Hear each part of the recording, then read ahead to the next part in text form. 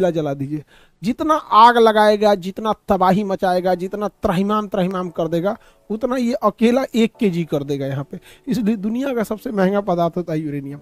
अब कहते हैं परमाणु बम इतना खतरनाक क्यों होता है? अरे भैया 27 लाख kg कोयला के बराबर एनर्जी है। आप अपने ही जिला में 27 लाख kg कोयला छींट दीजिए और उसमें माचिस मार दीजिए, देखिए आपका शहर उड़ा देगा पूरी तरह से।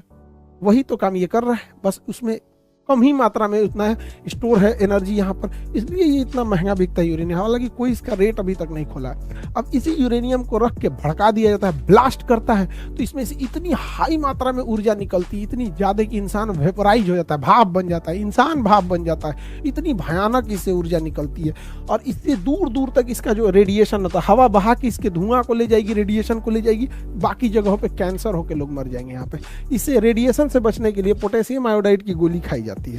हालांकि क्वेश्चन पूछा था नहीं पड़ेगा, जिसकी त्वचा काइटिन की बनी होती है, जैसे कॉकरोच के अगर मान के चलिए इसी मोहल्ले में परमाणु बम गिरा तो इस मोहल्ला का मर जाएगा। लेकिन अगर 10-15 किलोमीटर दूर गिरा है, हम लोग अगर देख भी लेंगे ना तो उसके रेडिएशन से हम मर जाएंगे, लेकिन कॉकरोच नहीं मरेगा यहाँ पर। ठीक है, अब परमाणु बम को, ये शकल है परमाणु बम का, इसको जमीन पे फोड़ेंगे तो उतना खतरनाक नहीं होता है, क्योंकि जैसे जमीन पे फोड़ेंगे ना, इससे निकलने वाली हानिकारक गैस, इससे निकलते सबसे ज्यादा क्या होता है, प्रॉब्लम क्या आता है परमाणु बम फटता है तो यहाँ पर इसमें सबसे बड़ा जो प्रॉब्लम आ जाता है, इससे एक्सरे निकलने लगता है।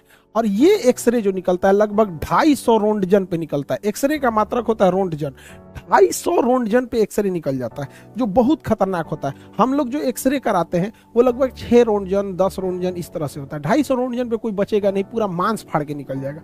और इसके बाद इसमें से गामा रेज निकलती है, गामा रेज। अब ये गामा रेज जो होती है ये इतनी घातक होती है कि हमारी कोशिकाओं को मारने के लिए गामा रेज का यूज किया जाता है। बहुत हल्की मात्रा के गामा रेज का यूज जिस एरिया में कैंसर होता है उसे मारने के लिए किया जाता है कि कैंसर मर जाए। लेकिन इतना हाई पावर का इसमें से गामा रेज निकलता है कि पूरी शरीर मर जाती है यहाँ पे। तो ये 2 ही खतरनाक रेडिएशन होती है। और सबसे ताज्जुब की बात ये है कि ना हम लोग गामा रेज को देख सकते हैं, गामा रे भी हमें नहीं दिखाई दे सकता है और ना ही हमें एक्सरे दिखाई दे सकता है, तो हमें दिखेगा ही नहीं, अचानक आर पार होकर मर जाएगा आदमी यहाँ पे। यही खत्म, जैसे कोरोना कहाँ हम लोग को दिखता था, अचानक किसी को हुआ कोरोना मर गया यहाँ पे, तो वही होता है यहाँ पे। अगर गामा रेज लग गया तो पता ही नहीं चलेगा वो क्या हो गया, 10-15 दिन बाद 1 हफ्ता बाद आदमी मर जाता है। तो परमाणु बम एक तरह का विस्फोटक घातक नहीं होकर यह एक प्रकार का प्रदूषण है, जिसे नाभिकीय आपतन कहते हैं, न्यूक्लियर फॉलआउट कहते हैं। इस जमीन पे अगर पटका गया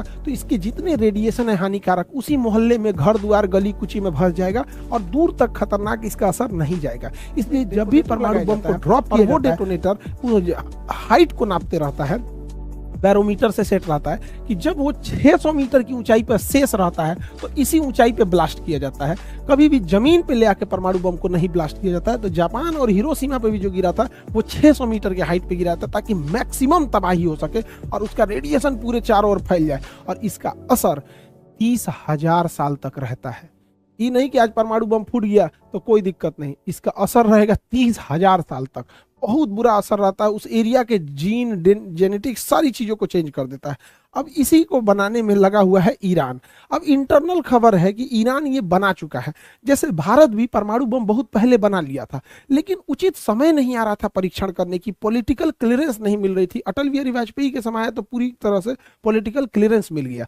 उसी तरह ईरान लगभग बना चुका है और इसके बनाने में हेल्प किया है तो रूस ने हेल्प किया है, क्योंकि रूस को पता है कि अगर ईरान चला गया तो फिर रूस के लिए भारत बैलेंस करके चलता है, चीन को दुनिया से मतलब ही नहीं है।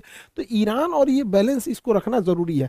अब ये ईरान अगर परमाणु बम बना भी लिया है तो उसका सबसे बड़ा दुश्मन इजराइल है। अब इजराइल के पास आयरन डोम है, अगर ये मिसाइल में भर के मारेगा भी तो इजराइल मार के गिरा देगा। तो इजराइल की एक कमजोरी, वो हाइपरसोनिक मिसाइलों को नहीं मार पाता है। हाइपरसोनिक मिसाइलें बहुत तेज गति से चलती हैं, उसे मार नहीं पाता है। तो रूस ने हाइपरसोनिक मिसाइल भी थमा दिया है ईरान को। अब ईरान कैसे कंफर्म करे कि वो हाइपरसोनिक मिसाइल सही में काम कर रहा है कि नहीं, या फिर इजराइल पे मारा और इजराइल उसे काउंटर कर पा रहा है कि नहीं? तो ईरान ने क्या किया, वही हाइपरसोनिक मिसाइल थमा दिया यमन के हूती विद्रोहियों के पास, और यमन के हूती विद्रोहियों ने यहां से चला दिया हाइपरसोनिक मिसाइल इजराइल पे, और इजराइल पे जाके गिर भी गया। अब समझो, उस मिसाइल में खतरनाक विस्फोटक नहीं है, तब ना इजराइल बच जा रहा है।